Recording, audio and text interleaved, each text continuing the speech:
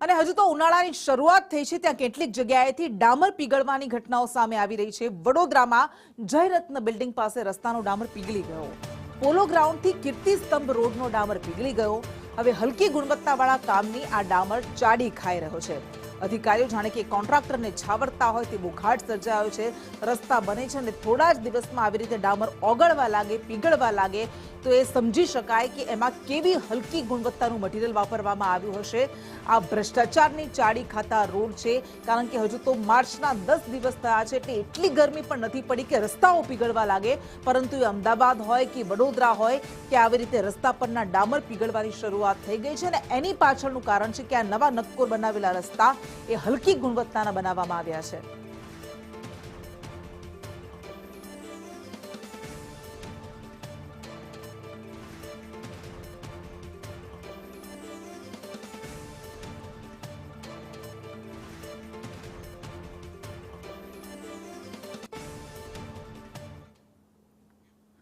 અને આખરે આવું કેમ થઈ રહ્યું છે જાણવાની કોશિશ કરીશું। આપણી સાથે સંવાદદાતા કૃણાલ શર્મા વડોદરાથી લાઈવ જોડાયા છે। કૃણાલ, ડામર પીગળવા લાગ્યા છે, એ રસ્તા કેવા મટીરિયલના બનાવવામાં આવ્યા છે એ સવાલ તો થાય ને?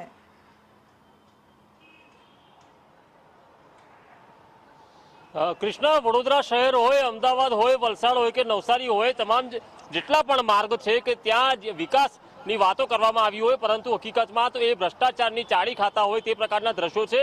અત્યારે વડોદરા શહેરમાં 5 વાગ્યાનો સમય છે અને 38 ડિગ્રી તાપમાન છે।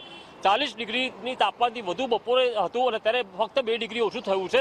હજુ આ શરૂઆત છે અને તેની વચ્ચે જ આ પ્રકારે રોડ જ્યારે પીગળે છે ત્યારે સવાલ એ થાય છે કે તમે જે સીલકોટ કરો છો, સરફેસિંગ કરો છો, તેમાં જે યોગ્ય મટીરિયલ વાપરવામાં નથી આવતું, કારણ કે દરેક રસ્તા નથી પીગળતા, પરંતુ જે નવા બનાવવામાં આવ્યા હોય, તાત્કાલિક અધિકારીઓ આદેશ આપ્યા હોય, જે ચૂંટણી આવી ત્યારે જે આદેશ આપવામાં આવ્યા ત્યારે જે રોડ બન્યા તે પ્રકારના જ રોડ હાલ અહીંયા પીગળી રહ્યા છે। એટલે સવાલ એ છે કે આ અધિકારીઓએ કોન્ટ્રાક્ટરને છૂટા દોર આપી દીધા છે કે તમે ગમે તેવા રોડ બનાવો, પરંતુ તમે ખર્ચ બતાવો કે તેમણે રોડ બનાવ્યા છે। આ પ્રકારની પરિસ્થિતિ હાલ જયરત્નમાં જે પોલો ગ્રાઉન્ડથી કીર્તિ સ્તંભ સુધીનો રોડ છે તે હાલ પીગળી રહ્યો છે। અમદાવાદનું ખાનપુર હોય, વલસાડ હોય, નવસારી હોય કે વડોદરાના ફતેગંજ બ્રિજની ઉપર જે 2 કરોડના ખર્ચે રોડ બનાવવામાં આવ્યો કોન્ટ્રાક્ટર ધરવા, તેની વાત કરીએ, તમામ રોડ પીગળી રહ્યા છે। આ શરૂઆત છે, જો હજુ પણ આ તાપમાન વધશે તો જે બાકીના રોડ છે વડોદરાના કે ગુજરાતના તે પણ પીગળી જશે તે વાત અહીંયા ચોક્કસ છે, કારણ કે આ પ્રકારના જો સામાન્ય રોડ સામાન્ય ગરમીમાં પીગળતા હોય તો આગામી દિવસોમાં ગુજરાતના રસ્તાઓની હાલત શું થશે? કારણ કે જે પણ લોકો આવા રોડ ઉપરથી પસાર થાય છે ત્યારે તેઓએ ઉઘાડા પગે જવું પડે, સીધા જ ચપ્પલ ખરીદવા જવું પડે છે, કારણ કે ચપ્પલ ચોંટી જતા હોય છે। અને આ પાપનો ઘણો ધીમે ધીમે જે પાલિકાનો ફૂટી રહ્યો છે તેના ઉપરથી લાગી રહ્યું છે કે જે જનતાના પરસેવાની કમાણી છે તે આ પ્રકારે રોડના ભ્રષ્ટાચારમાં જ નાખવામાં આવી છે। કૃષ્ણા જી બિલકુલ, આભાર આપનો તમામ વિગત માટે।